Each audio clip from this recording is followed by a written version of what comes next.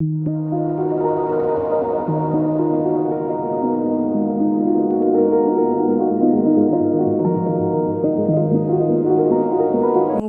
Masculine's mother loves and accepts the Divine Feminine. This channeling is for those people who have been in the journey and who have been open to inner work, who have healed their wounds. So there is a big shift and there is a big change in the energy of the Divine Masculine as well as his other family members. Now, this happened in the past where he was really fed up with the runner-chaser dynamic or the fights and the coming back, the union, but still things not working out, still so many issues. So after getting fed up of all this, he really was going through a difficult time fixing the relationship, fixing things with the Divine Feminine. And after all of his attempts, he simply could not do it anymore. So either the mother figured it out, because when you're not happy, you're constantly grumbling, or you're constantly having mood swings, or you're having issues, or people can see, those who love you can see when you're not happy. So either the mother found out on her own, or she just figured out that the son is not happy these days because the separation phase was approaching. So it was becoming heavier for him. Or he himself walked up to her just for advice that I have this person in my life which I seem to, I can't get rid of her. She keeps coming back. I keep going back to her, but it's been very difficult. So what should I do, mother? So based on all of that dynamic, the mother advises him or suggests him to not continue this type of a love affair, which is so toxic, which is so difficult, which is so negative for him, and it is causing him all of this emotional stress and trauma. And any mother would do that. If you are a mother also, and tomorrow you see that your son is not happy about something, and he otherwise feels that this is the one for him, this is the girl he wants to spend his life with, or this is the girl he's in love with, but he also tells you that this girl never understands me, she's always fighting with me, she's always angry with me, I don't even know what bad I've done to her, but she never expresses love to me. Or even if she does express the love to me, but there are many issues between us. In some cases, it's not like the Divine Masculine is completely pointing the finger towards the feminine. In some cases, in fact, he is confused. Like, why do we have issues? She seems to love me, I seems to love her, I seem to be in love with her, she seems to be in love with me, and she's attractive and I'm attracted to her, but still we have these issues. Like, why? And then comes a point where he cannot take it anymore. All of this intensity, it's natural. It's natural for anyone. And this is something that the Divine Feminine can only understand when she is in separation for a longer period of time, when it goes no contact. Because initially, as I said in part 1, there are some Divine Feminines who move on from him. They say that, okay, fine, I called him, I messaged him, I tried to fix things out, I tried to make things work. Because even she's in confusion. She also doesn't understand that why is this relationship not working? Why are there so many issues between us? Why can't I be like all my other friends? Why can't I live a normal life when it comes to love? Why all my relationships are so negative or so difficult? But at that point in time, she's more focused on the masculine, in the sense she thinks that he's the problem. So she also thinks, or she also decides to move on and go to the karmic. Now this will play out for some people and it may not play out for some people. For some people, it could simply be that she checks her options online. Maybe she downloads an application like OKC or Cupid or Tinder, or there are so many of them nowadays. And she talks to a couple of guys and she's thinking that, I'm not going to go back to this guy anymore because he's just not treating me well. So might as well, start all over again. For some of them, it's a very intense karmic connection because she's already in the mood to move on, and then she may meet someone and things happen and this and that. So what happens is that the karmic is placed in both of their lives, be it the Divine Masculine or the Divine Feminine, to make them understand that they really only want to be with their own person. not anyone else. Because in case of feminines, the karmics are always very nice. They are going to take her out on dates and they are going to show all the intimacy. They will say all the nice things to her.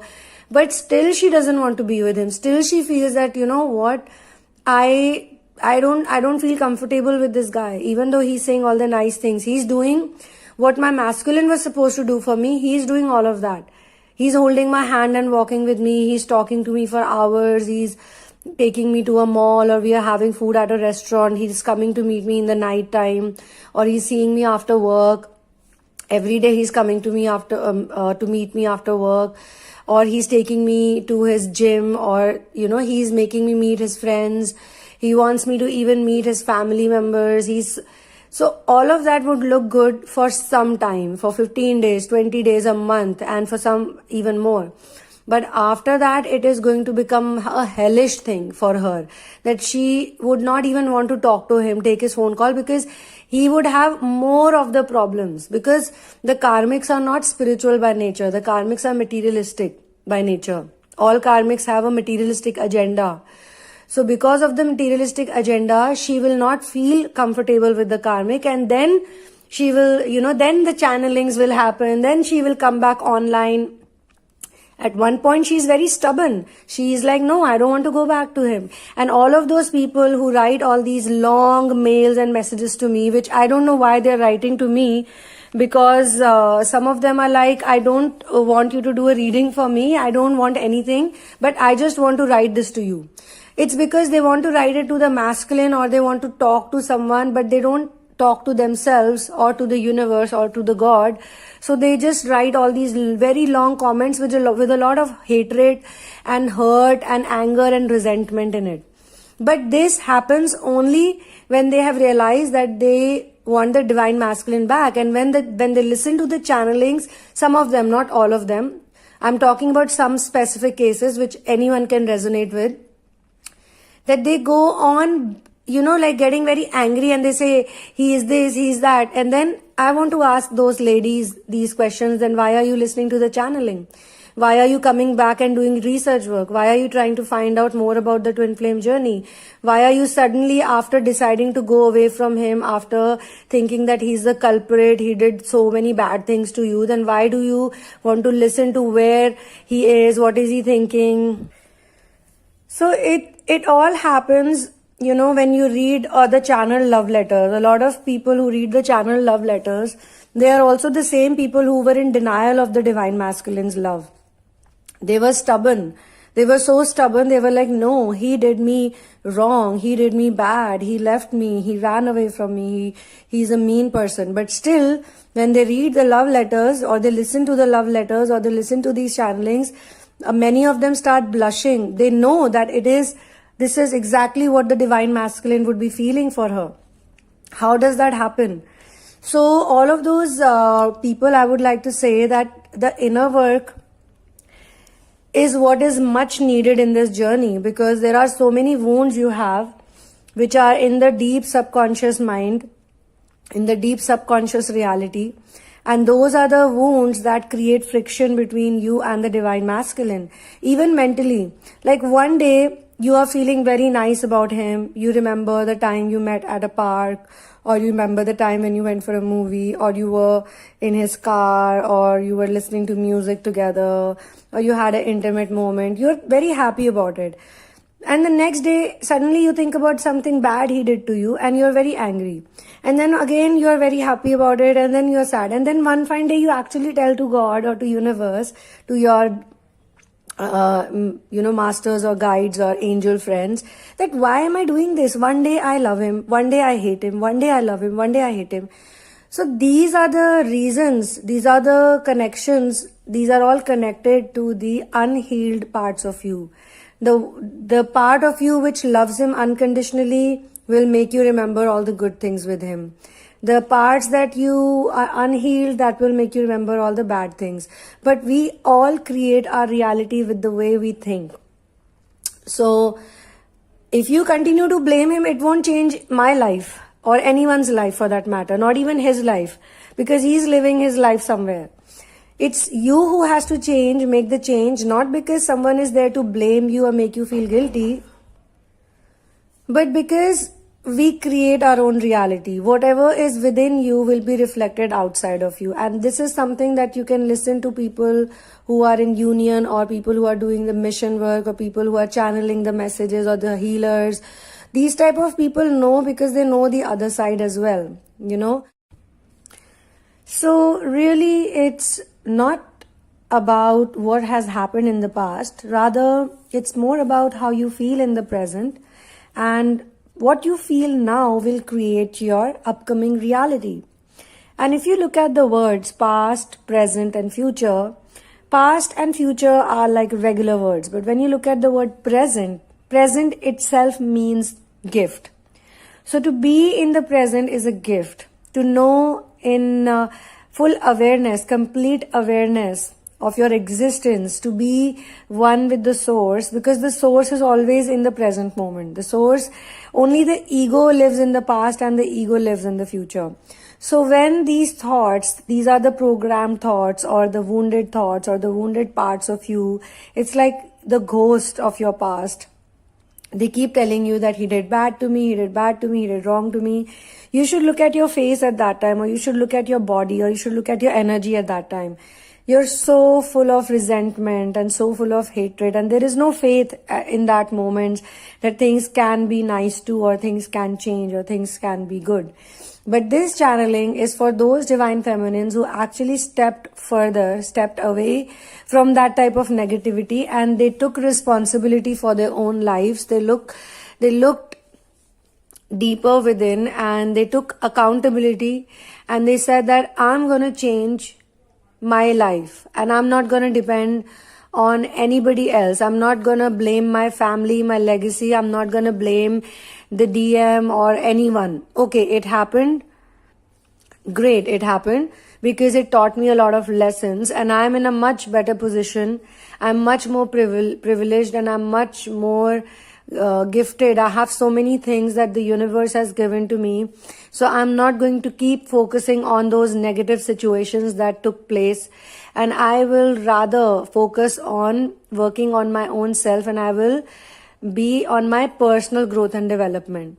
Now this, when it keeps going on and on and on, it creates a different energy, and it creates a new person. This is also one of the stages where the rebirth happens of the divine feminine. And because the divine feminine and divine masculines are mirrors, he also goes through a phase of rebirth. Metamorphosis happened, and it's more like he also feels, he also starts thinking that bad things happen between everyone. So the big problem with divine masculine is that he is very scared, and that happens after you face a lot of rejection in life. What he thinks that once there is a big fight, everything is over. Or if there is a big fight, it's a big problem.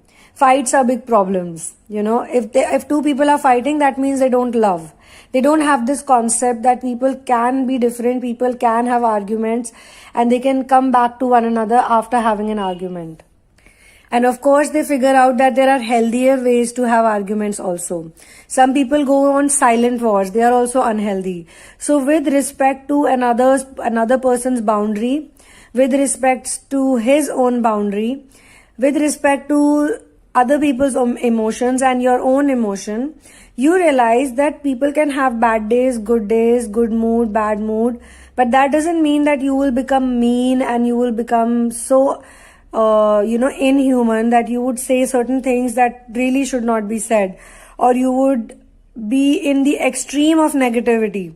Like, if I can give this example to you, if for example, a friend of yours does not pick up the phone, you call them up, it's very important, you want to talk to them about something, they don't pick up the phone. They don't pick up the phone, it's 1 hour, 2 hour, 3 hours goes by, they don't pick up the phone or they don't call back.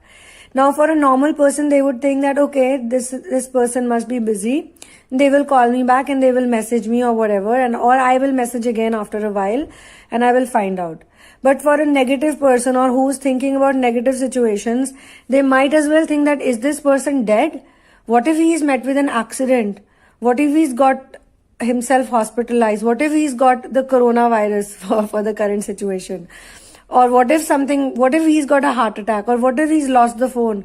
Why is he not messaging me? And their anxiety is so high that they cannot understand, or they cannot believe that someone could be busy taking a nap, could have slept, could have dozed off, or would have gone for a walk, or maybe the phone is on silent, or maybe they're busy with some work. They don't think about those possibilities or probabilities. They straight away think about a very bad thing that could have happened to them. And if this continues in all areas of life, that is how you get anxiety, and then you start creating the same situations, so this channeling is a very positive channeling for those people who have been in this journey for some time now, and they have devoted their time and energy and focus on their own personal growth and development. So what I see is that the same mother who said to the Divine Masculine that she may not be the right person for you, after some time, she only tells the Divine Masculine, like the Divine Masculine walks up to her again, or she sees that he's in tension. So she says, what happened to you? And now I will bring up another element that has also been popping out in this channeling. When I started, it was not there, but now it's popping out a lot. It is the concept of karmic at the end of the Divine Masculine. So the Divine Masculine, basically, why does he meet the karmic? He meets the karmic to know the difference between fake love and real love. Because the karmics are going to be very superficial. Again, they are always materialistic.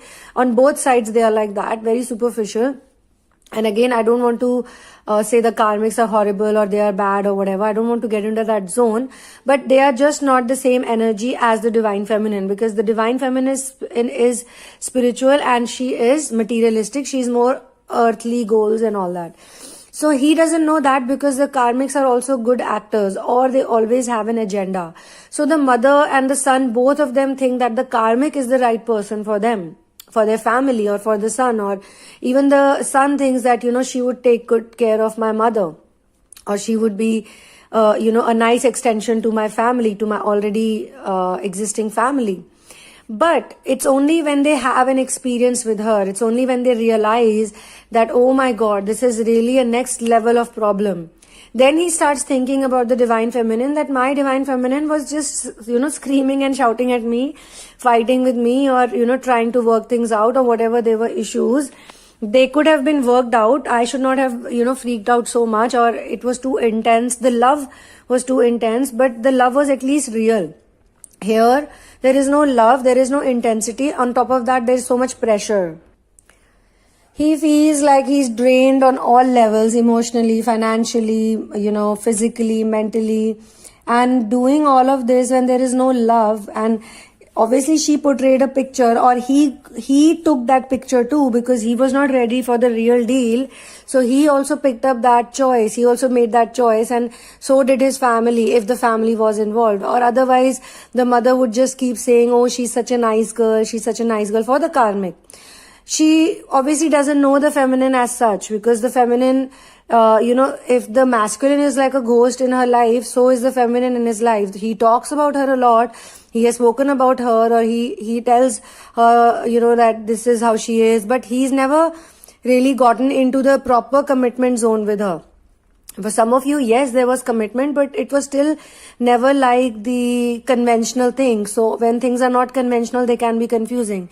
So from the mother's perspective, she had not met an unconventional girl like that.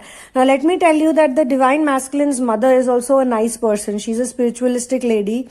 She's a good person, but because of her own societal programming, and because of her own upbringing and the way she lived her life, she also never could be completely free and out there, living her dreams, doing her things. She also had to do whatever the society or the marriage or the relationship complied her to do. So, complied her to do, she had to do it. She was, even if say she wanted to live a hippie life, or she wanted to go away, burn the sage, dance or party, or just meditate, or be in solitude, or live in nature, she would still continue to live in the city, or do the businesses that the family is involved in. Or if not the business, even if she's staying as a homemaker, she's not fully living herself, her complete identity.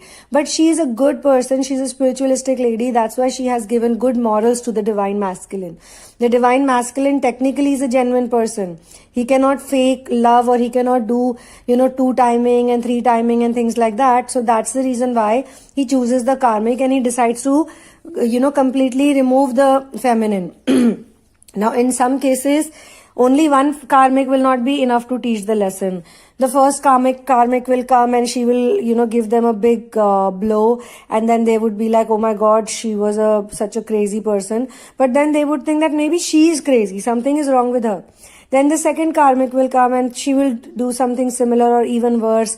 And in some cases, the third one comes, and by that time, both the mother and the son and all the other family members are like, oh my God, these people, these women, something is wrong with them. And by that time, the son is completely understood and realized person who knows that all of this is happening because he is the one who's making the wrong choice again and again. And he somehow needs to build the courage and bring out that side of him that will make her face the divine feminine, and that will make him go and tell her that she's the one. But then to, after saying no, in no contact and no communication, being mad at one another, and after running away, and then after making these type of stupid choices, it's not easy for him to face her. But then what I see is that slowly and gradually that phase will go away, and he will approach her somehow. He will build in the courage, and he will also, make sure that the family knows that he is now only looking for true love. He won't make any compromises. Neither he would, get upset if there is a difficult situation or there's a fight. In fact, in all these days, he has also done his research work, how to be in a relationship, or how to be in a spiritual lifestyle, how to be in a more natural lifestyle, and how to, respect other people's mission work, other people's spiritual likings and dislikings. All of those things he learns. And by this, I don't mean to say that all spiritual people wear white robes and they leave their hair open and they are dancing in front of the fire. That's not really completely spiritualistic lifestyle. Those are people who, the people who wear robes, and they are all different people. There are different types of spiritualistic lifestyles. So for householders also there is a spiritualistic lifestyle, where you could be wearing the regular clothes, watching regular stuff, going out for the movies, doing all the, householder stuff, but you're always doing it with more awareness, with more compassion, with more gratitude, and, being more natural and authentic. And that's exactly what you will show to the other people. And you will also, start living in a reality where you know that mistakes happen. Human beings make mistakes, and we are all here to dissolve our previous karma. Past life exists, and there are other dimensions, there are other lives, there are other planets, there are extraterrestrials also living. All of these things, there is more acceptance towards it, because a lot of these things are being talked by the divine feminine, and he used to think she's cuckoo in the head, like she is stupid. She thinks that there are aliens, or she thinks that there are extraterrestrials, or she thinks that there could be, negative entities, or we have rebirth, or we are getting reincarnated, and I am in a twin flame relationship. What the hell is this twin flame relationship? And I am divine masculine. Like, what the hell is divine masculine? He won't be like that anymore. He would be more accepting towards the spirit side of the life. So far, he had only been told about the materialistic world, or though he was a smart person, he was always more intelligent, more mind-oriented, but not fully there. So now, in this dynamic, the divine masculine's mother, she starts loving, she builds up love and respect for the divine feminine, because she has now seen the journey of her son also, finally realizing his love for her. And now she also knows that no, she was actually a nicer girl, a nice person. But because there were so many problems between these two people, and I didn't even know her, I just, listening to my son, I came to that conclusion. But now she's not like that. So as per this channeling, I see that 3 of them are actually having some meal together. They are out in some place, and they are very comfortable with one another. It's not like, oh, she's my mother-in-law, or she's going to be my mother-in-law, or she's the mother of the guy I am dating. There is no such nervousness or weirdness or awkwardness. It's like we are all hanging out. We are all hanging out to have food, or, I just see them hanging out somewhere in an outdoor place, chilling, chit-chatting and talking. They don't bring up the past and all. They don't talk about, they don't, dig the old graves and say, oh, I used to feel like this for you at one time. And all of that is not happening. They're simply in the present moment, enjoying a meal, enjoying each other's company, and they're discussing some things. And it's a very happy, very healthy picture. But I don't see the divine masculine's father.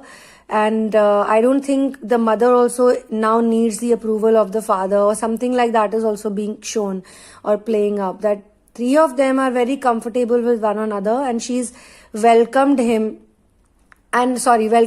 her in his life. And it's like she's not even saying that I'm the person who should welcome, or you need my permission, or even she's not acting like, oh, she's supposed to be my daughter-in-law, she should wear these type of clothes, she should talk like this, she should act like this. No, she's literally treating her like her own daughter, like her own family member, and seeing her like, this is the woman my son loves, and he has been in love with her for a long time, and they have both struggled a lot to be in a peaceful place. Finally, both of them went through a lot when they were separated. So I really admire their love and their courage and their, union. She obviously doesn't know the word union or reunion. That's for the twin flame community people to know. But she knows that they're back together, and they're back for good. And they should be like this. And there's no pressure on her, on the divine feminine, that you have to commit in a traditional way, or you have to be like this, you have to live in a traditional way with us, and this and that. None of that is happening.